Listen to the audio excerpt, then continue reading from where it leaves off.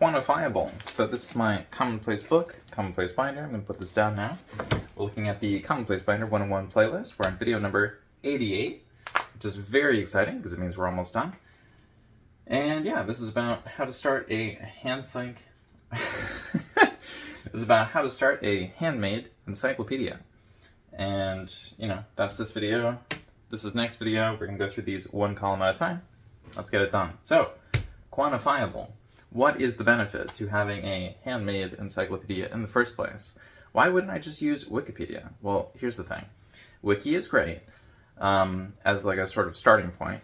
And then, you know, people will get stuff after that. Although apparently now people are using AI as the starting point, which I think is a choice.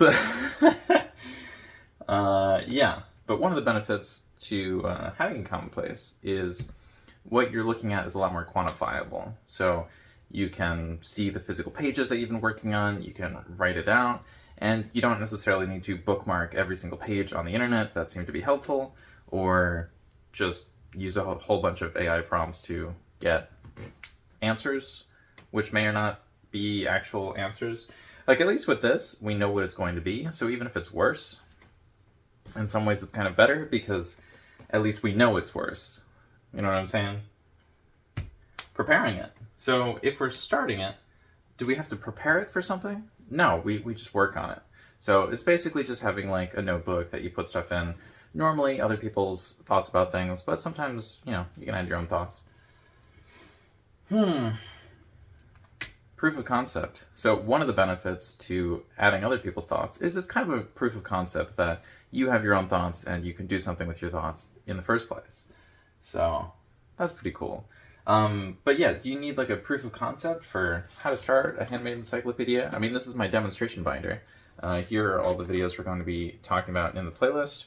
We are on video number 88, so that is handmade. Yeah. And so that's why we have handmade in the title, because, well, that's one of the 100 keywords we're going to be going through in this playlist. And I understand the concept of, oh my god, outdated, that's really funny. I understand the concept of keywords is kind of outdated in the age of AI. We just make all the AI related stuff, and we don't really touch the keywords, or at least that's what I've been hearing from people. I don't have any data on that yet. Go one step further. Get the data on that. I'll get there. Maybe next year. Part of the problem is I had data for all of this, and these are the only two things I kept. I just kind of replaced everything else in sort of like a word bank, kind of Mad Libs kind of thing. Basically what I did is I made a whole bunch of... I made a list, and then I made another list, and I made another list, and these were lists of title ideas. And so what I did is I would grab one item from each list, and then I would just fill all of these in.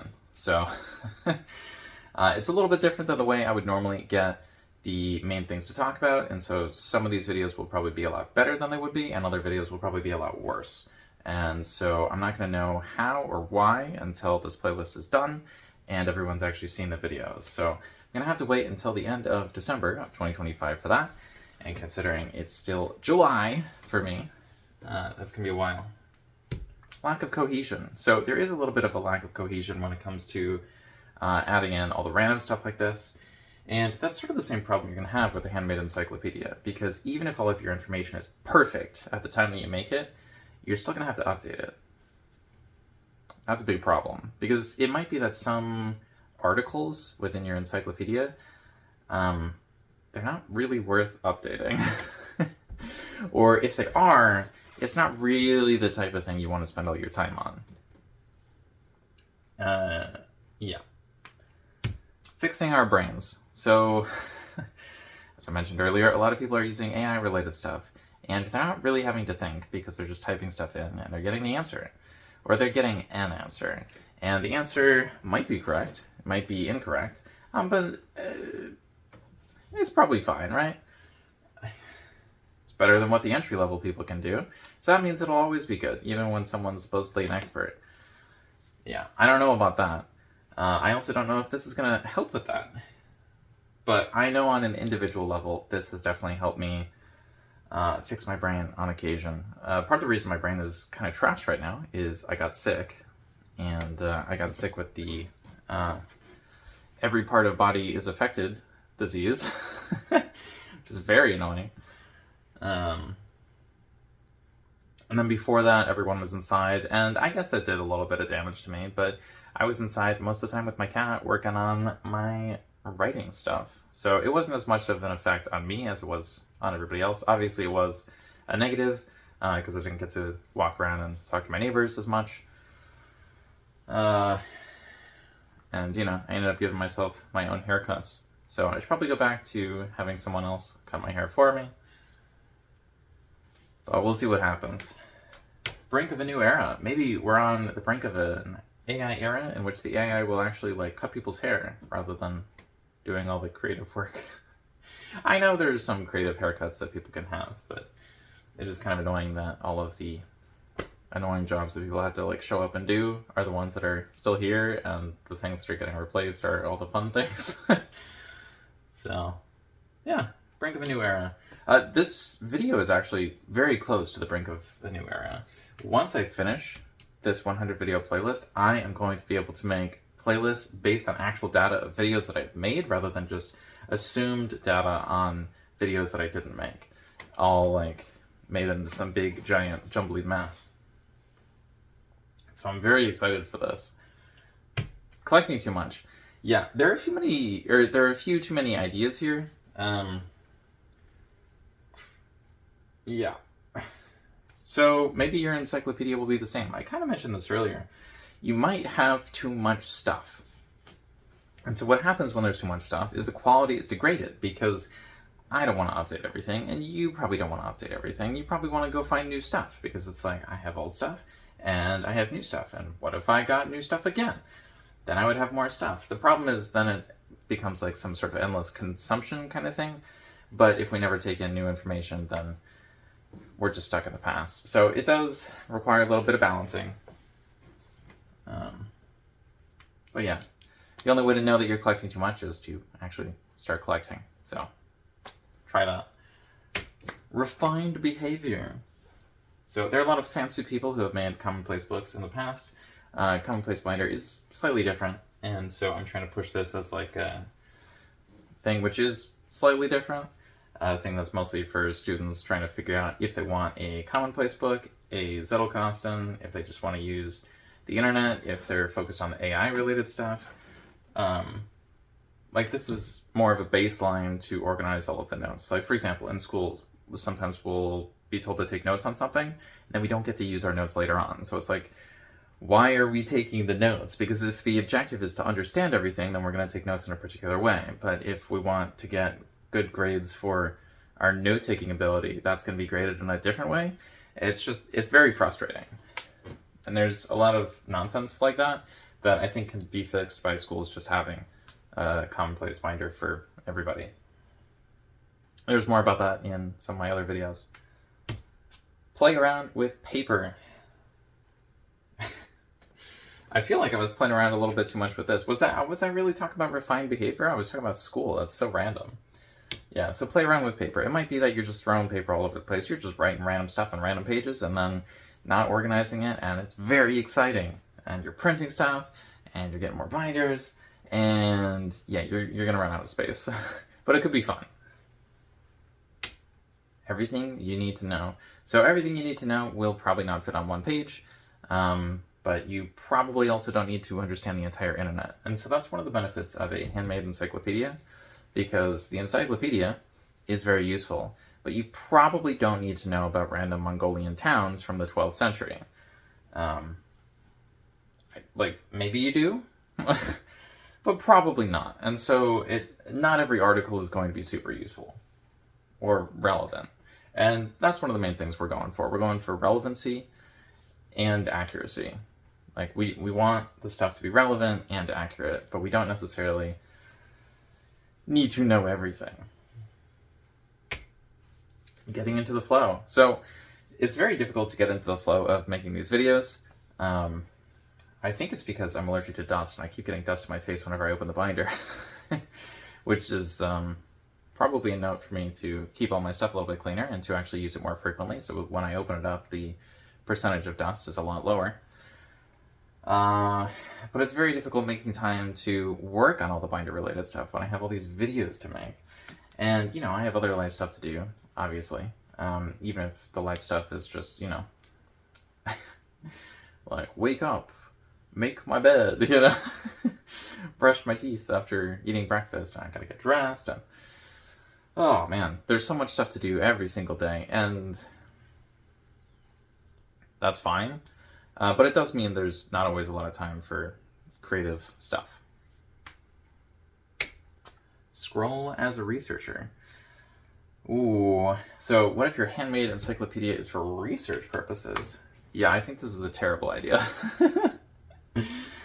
I think a researcher would have a much better time using digital everything, because unless they're, you know, visiting cemeteries in real life and then like using a crayon to like get a random rubbing of a gravestone, like I don't really understand why a researcher would be using a commonplace book instead of a personal knowledge base. Like, why would you not be using Notion, Obsidian, Evernote, Google Docs, or like literally any other digital organization tool?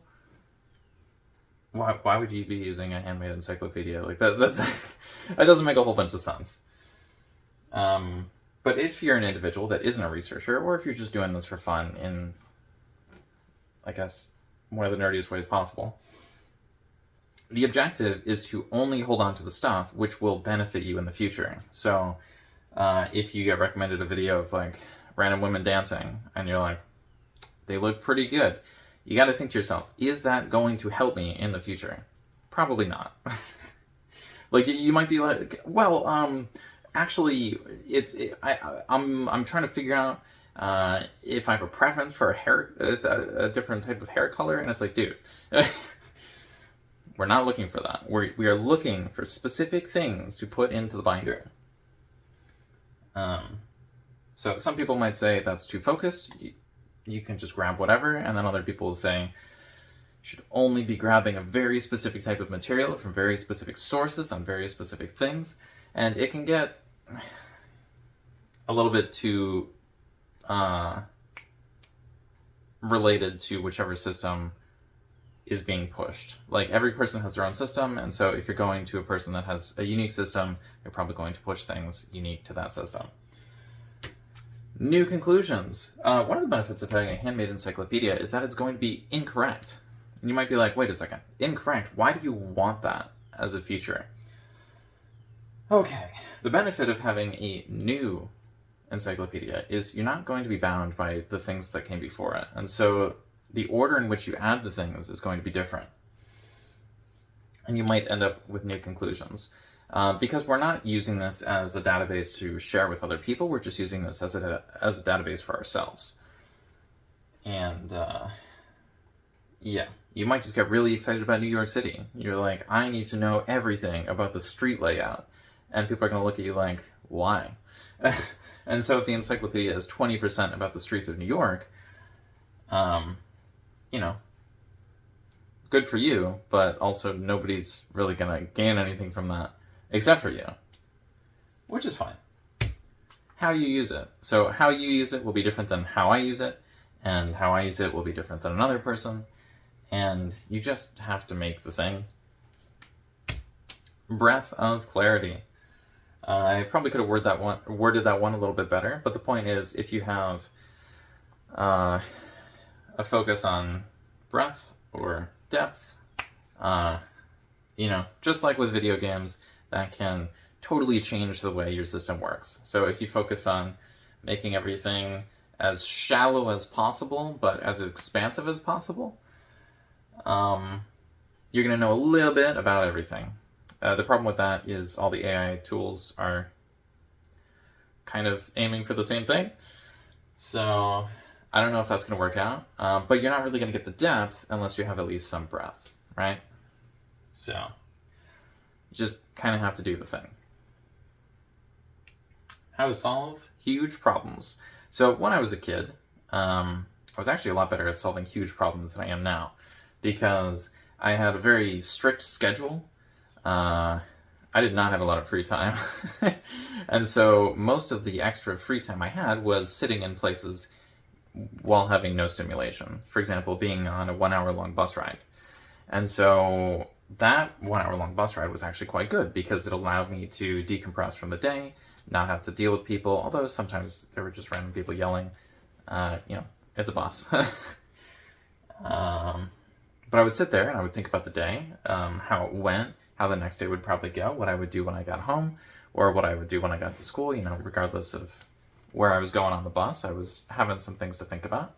And that was really good.